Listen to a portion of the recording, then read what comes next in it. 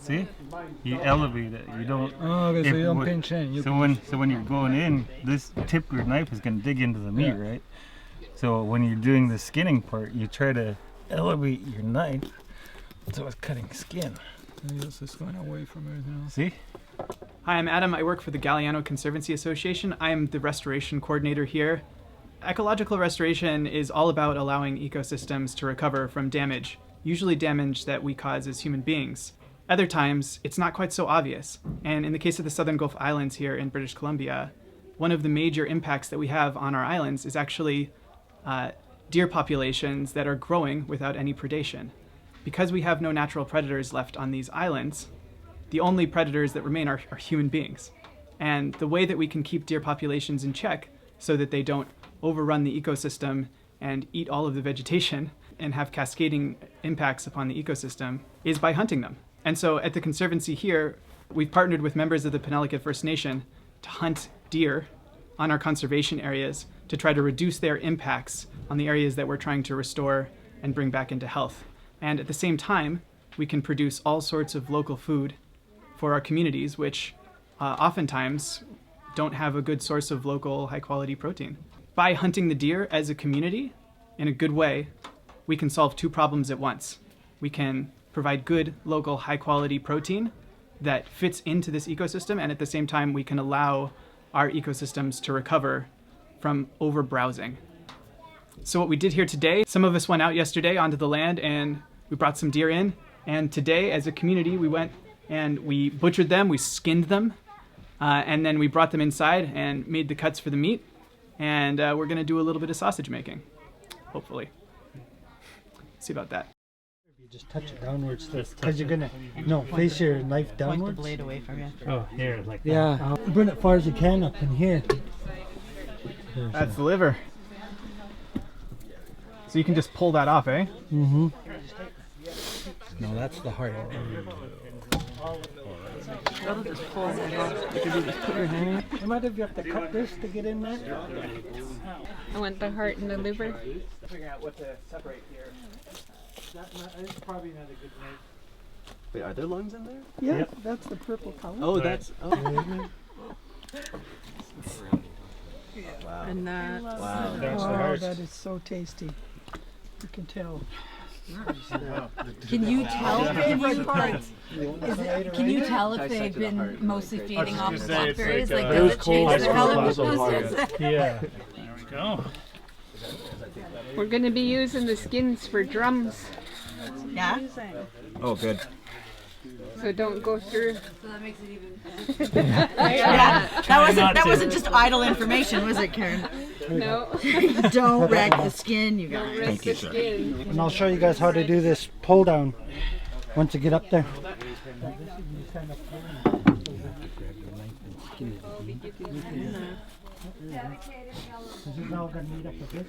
All the innards and So that's the stuff that would go in the backpack. yeah. I guess you could also take off the feet. Yeah. The bones are. The hooves?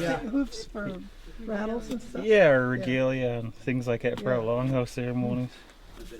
So now you got to work from the nuts out. Spread it. Spread the leg. See, all that skin's right here. You just start peeling back this way. From here? Yeah. Oh yeah, okay, so. So you do the same to this. You cut this. Okay, so there's some connective tissue in there, you just kind of got to cut. Yeah. Kind of around the, I don't know, stomach area. You got to watch out for this. Oh yeah, so what do you do about the, So the what? bladder is still in there, right? Yeah, Yeah. that's what I was supposed to Yeah, get can you up. show this to us? I think this is the pooper. See how that comes out. Bring it far as you can up in here. That's the liver. So you can just pull that off, eh? Mm-hmm. That Or cut it out. Hey!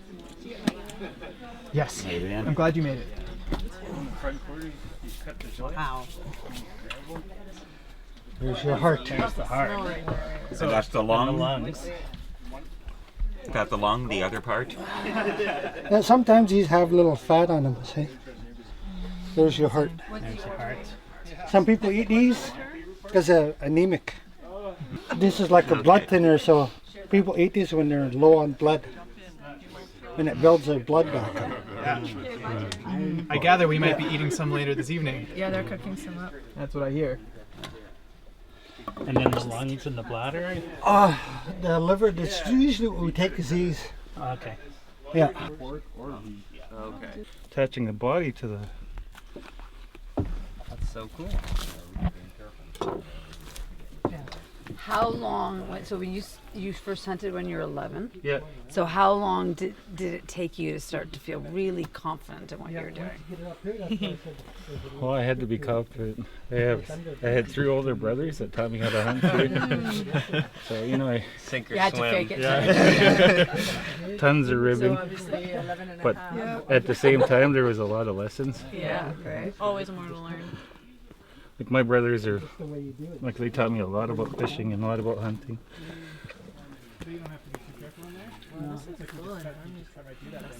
Yeah, like moving, right? Like it's got to have movement. Like where there's no movement, then it's.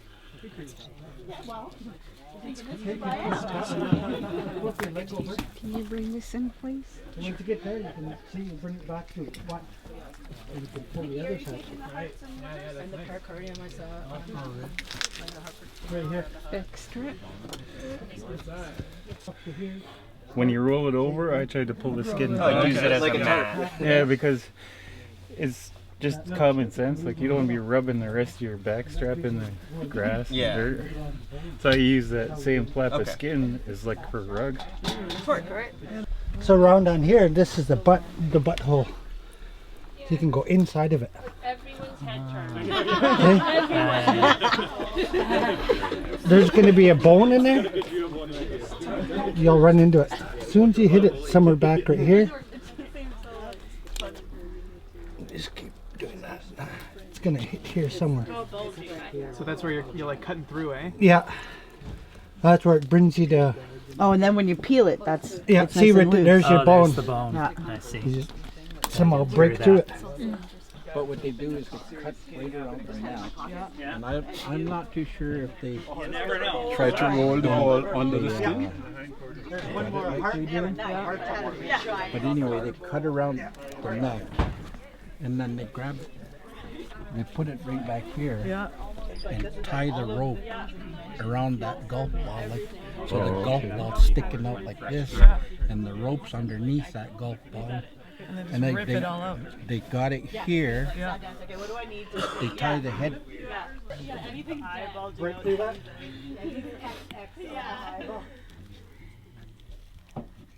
And then you can just pull it that way a bit. This is the fun part here. Somebody want to get this?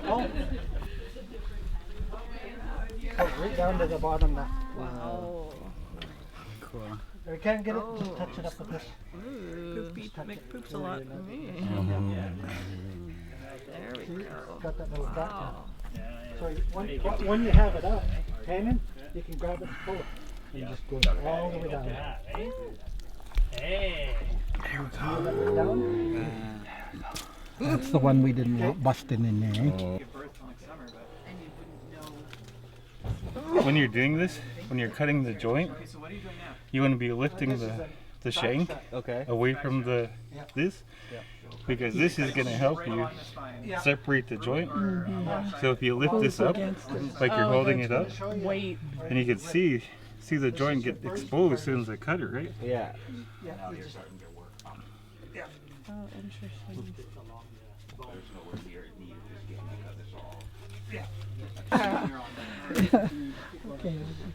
Look how amazing that is. So that little that Bone, yeah. You can feel where the meat ends. See, feel it right there. Right between the two. You'll see all the. It just come right off. See a bone. Now you can take that in and go to the sink and wash it. Right. Okay. Okay. Now you can take that. Another one. I need to work on my anatomy. Oh.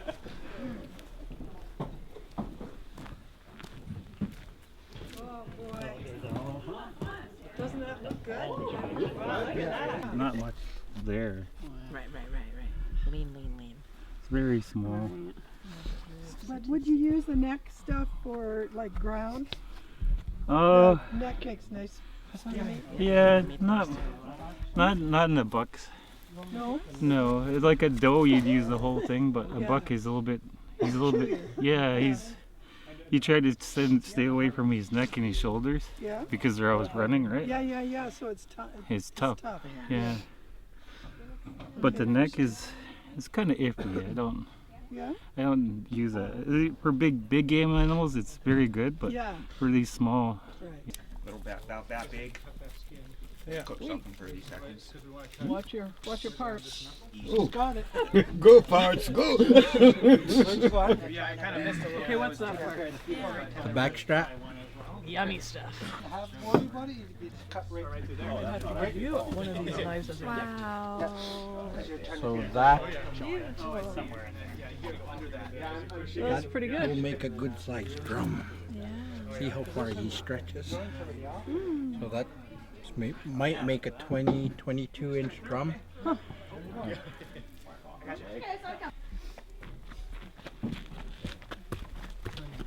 Look at that. Prime backstrap.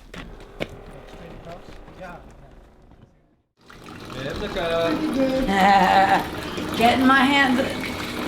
Not. I thought I might get queasy, but I didn't. Wash your cutting board and your knife.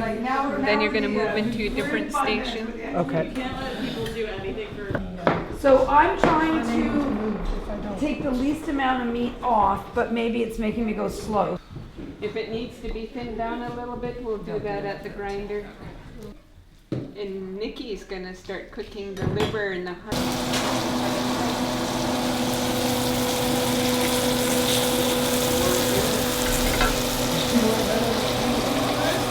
My name is Shelly Lawson. I'm a resident on Galiano. Very excited to be here today, and probably the most exciting thing for me was being given the opportunity to get my hands in there and to use the tools and to feel all of the different parts of the deer and the meat, and to have such great guidance on particularly on the skinning part of what we did this morning. Baldy was great at giving direction and then letting us get messy and really feel our way through it. And of course, the wisdom from Karen in how to butcher the different cuts of meat and the different ways that we can use different parts of it was also very, very exciting. And then another highlight has probably been the conversation at lunch around how we can bring all of this work together into our community and work on food security, and how we can continue to come together as a community and do further work in our relationships and in having really natural access to the food in our community. What do you want out of this? I need you guys to at least have maybe one roast, bit of stew, some ground, right? Yeah. Right? I want everything. Yeah, you want everything. We all want everything. Happy with anything. If you're really honest. So some parts of this is going to be going for the ground, and then we'll all divide it up, and then some to the soup kitchen and whatever. But think about it when you're taking meat off the bone. What are you going to need a roast? Are you going to need stewing meat? And get a couple of freezer bags off of Adam and start bagging it. Okay? You know what I do? What I do when I get a great big hind leg or a front, I leave the bone in. And I put the whole thing into the roaster, and it's going to roast all day for 8 hours. My name is Ali Kenefick, and I'm a PhD candidate from Montreal in Quebec, back east, but I grew up here on the Lower Mainland and the Gulf Islands, and I'm doing my PhD on mindful meat consumption. So what I'm focused on and studying is just collaboration in terms of how we can address big global problems in response, like surrounding meat consumption, like biodiversity loss and just industrial animal agriculture, the things that our current industrial food system is responsible for, and how we can do that in small community, respond to it in small community group settings like this. So that's why I came. I think when we get sort of bogged down by the industrial food system, we tend to think that everyone's, eating convenience foods, and they're not caring, and they're ordering out and going out, and they're wasteful, and this, that, and the other. So it's really refreshing to just see people that are not doing that. And I think that's what's eye-opening. It's just that, there's hope. And that's really what I'm trying to find in my thesis and just in my own life. And so it's good to see, there are people here doing it, not, being wasteful, being mindful of the whole animal and the whole ecosystem. So that's what I mean in terms of eye-opening. You're feeding your family, cleaning it in a good way. Okay, so what you're cleaning is, I need you to figure out whether you're going to take home a roast or you're going to cube it and take it home. But we need to think about how you're going to take it home. Okay? And then there's going to be a lot of bones there. Who's going to take some home for bone broth for their puppies? So we don't want too much to go to waste, so please think about